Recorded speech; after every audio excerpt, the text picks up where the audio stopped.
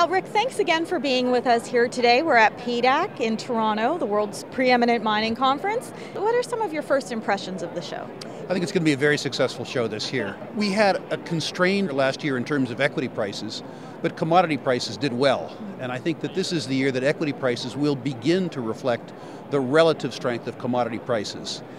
The sectors move generally because they exceed expectations.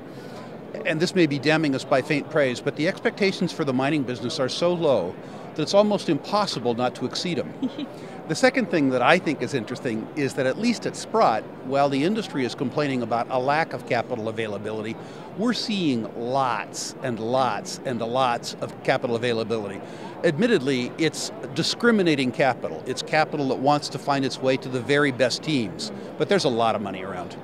Well, that leads us in. Rick, you've said you see smart money come back into the exploration sector, or the mining sector in general, as opposed to dumb money. Right. What do you mean by that? Well, the industry, of course, prefers dumb money. The industry, of course, prefers lax deal terms. The big financiers of juniors right now are bigger major mining companies. The definition of smart money when it comes to exploration expenditures. Look at Newcrest as an example, recently stepping into the Lundin financing, then stepping into our Almadex financing.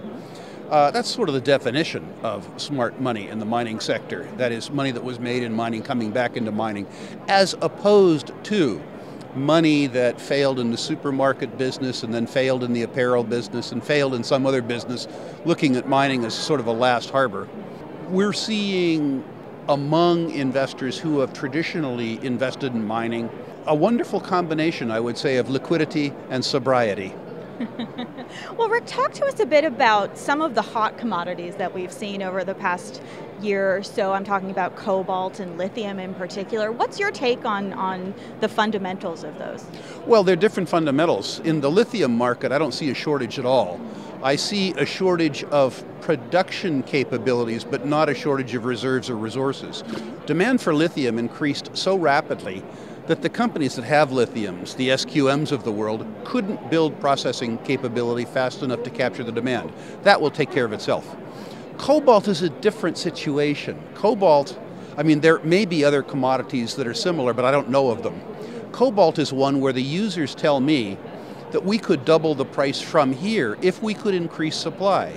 In other words, the thing that holds the price down is lack of supply. I've never seen anything like that before. I've seen something where scarcity increases the prices. But the users say if you increase availability of it, there's so much utility in cobalt that fabrication technologies will come to the market as a consequence of supply. So the cobalt is an interesting story. The problem for North American retail investors is that they want to have their cake and eat it too. They want cobalt, they want a hot, sexy metal, but they want it in a safe country, and there's no such thing. Cobalt comes from Congo, and cobalt comes from Russia. Everybody wants Canadian cobalt. The problem is that Canadian cobalt consists of Tier C deposits. Some of your advertisers will probably hate me for this, but Katanga will spill more cobalt than Canada produces for the rest of time. Well, so are you buying cobalt or lithium stocks? We were active in the cobalt property market about 2 years ago. It would seem on the private side that other people were willing to pay more for our cobalt assets than we were. So with the exception of one joint venture that we're in with my friend Ross Beatty, we're absent the cobalt space. In the lithium space, I'm an SQM shareholder. I sort of want the biggest, best, lowest cost, best balance sheet in the business. The idea that I'm going to invest in an exploration story in lithium when the world is already awash in discovered lithium doesn't make sense to me. What commodities are on your radar right now? I think in terms of the stocks, my old favorite, I think gold stocks are going to have a good year this year. The gold price did reasonably well last year. The gold stocks got crushed because they had done so well in 2016. It's interesting that because the stocks are down 40% in price, they're considered less attractive. When you have a 40% sell-off, a woman like you, an intelligent shopper, would call that a sale. And for some reason, people don't like it when financial assets go on sale. I think this is going to be a wonderful year for the better gold stocks. I think, as we said earlier, they're going to exceed expectations. Now, the expectations are so low that that might be damning them by faint praise. But I think there will be good operational performance. There's good capital availability in the sector. I think it'll be a surprisingly strong sector. I think that this is the year that patient money begins to position itself both in agricultural minerals, phosphate and potash, which the market hates, bored to tears of. I think this is the year, if you have a 3-year time frame, that you position in the uranium business. Okay. I think that the silver market in the very near term, the physical silver market, is seriously oversupplied. So I suspect we'll have some softness in physical silver.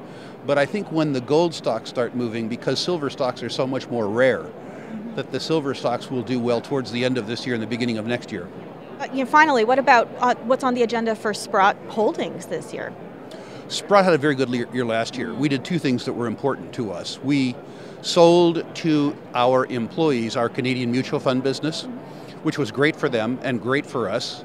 It wasn't a business that, being resource people, we really knew how to operate.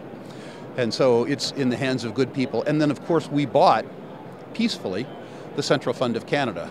So we're now far and away the largest purveyor of exchange-traded physical precious metals trusts in the world.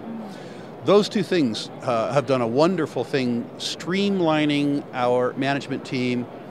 Some of your readers will have seen our income statement, generating really amazing increases in cash flow, and importantly, bringing 160,000 new investors into the Sprott family. People who we don't have to reach with our marketing, because when they open their statement, there's already a product in it that says Sprott. Wonderful. Well, Rick, thank you again for your time. Always a pleasure to address your audience. Thank you.